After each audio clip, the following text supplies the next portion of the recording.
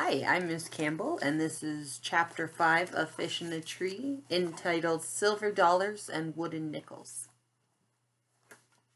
The back door swings open, and my brother Travis is there smelling like grease, looking like he rolled in it. And instantly, I feel better. "How's my favorite little sister?" he asks. "I'm your only little sister." "Doesn't matter. You'd still be my favorite." He smiles. "So your favorite big brother had a silver dollar day today?" I think of Grandpa and Dad, who always asked us if we were having a silver dollar day or a wooden nickel one. Travis is doing that thing where he wriggles his fingers in the air and asks his daily question. "What are these?" He looks older, more like my dad, who's been deployed since before Thanksgiving last year. It was hard to feel thankful after he'd gone, especially since Grandpa had died 3 months before that. "The hands of a genius," I say. "Correctamundo," Travis says.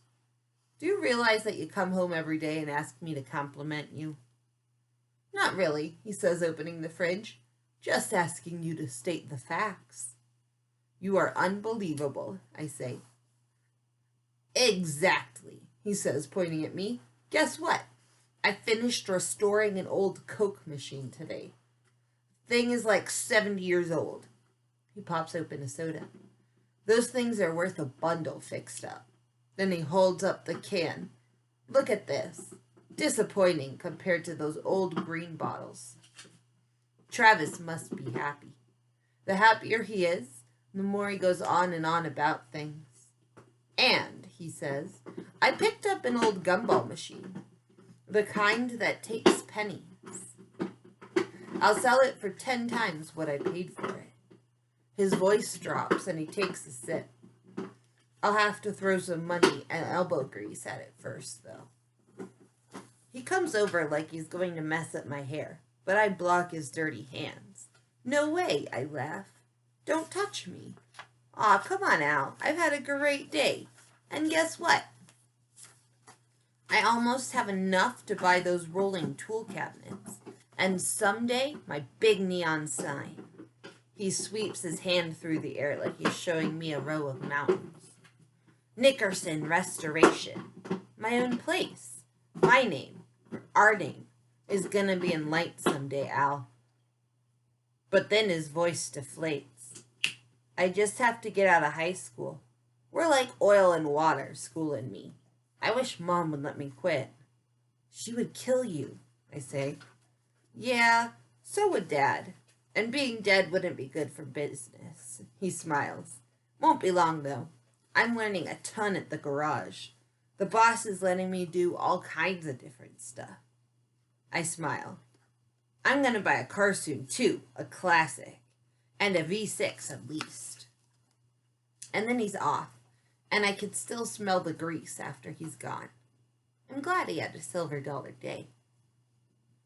When my mom finally gets home, I've already microwaved my dinner. I'm watching TV while I sketch pictures of a pet llama named Butch Cassidy. With a name like that, I give him a cowboy hat, a bandana, and a holster. But in the holster, he carries an ear of corn. When my mom comes in from work, she turns off the TV. I can feel it coming. "So," she begins, "what are we going to really talk about today?" How about on my 95th birthday?" I say. "Funny one." She shifts her weight. "Trying to be patient, honey. I really am. But today was a party."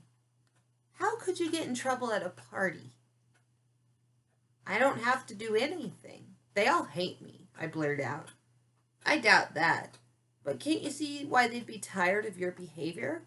Those shocking things you do and say to get laughs?" She doesn't get it. Being funny when you don't mean to be is terrible. Having to laugh at yourself along with everyone else is humiliating.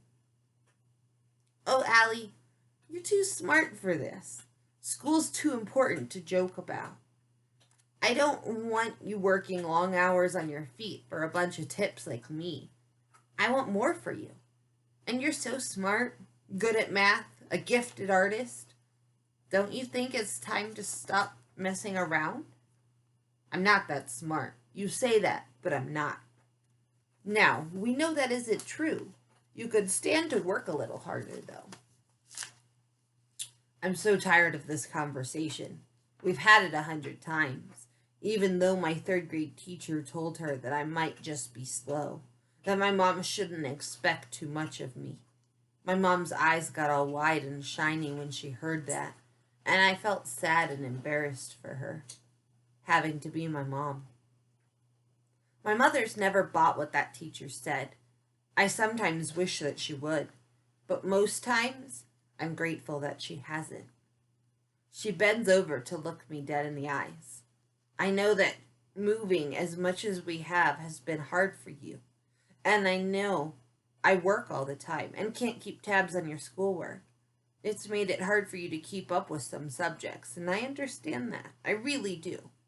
But you're going to have to make more effort, Allie. Things worth having are worth working for. I'll do better, I tell her. I used to say this and mean it.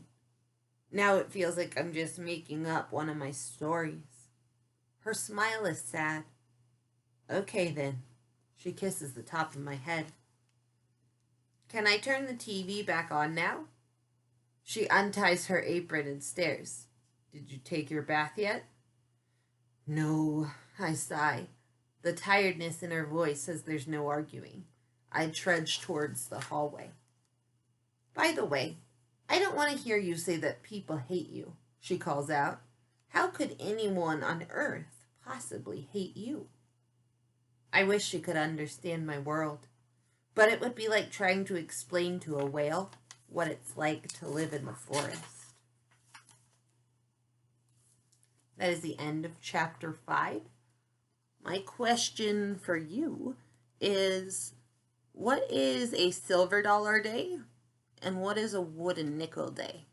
Go ahead and write your answers in the comment underneath this video. I can't wait to see you back for chapter 6.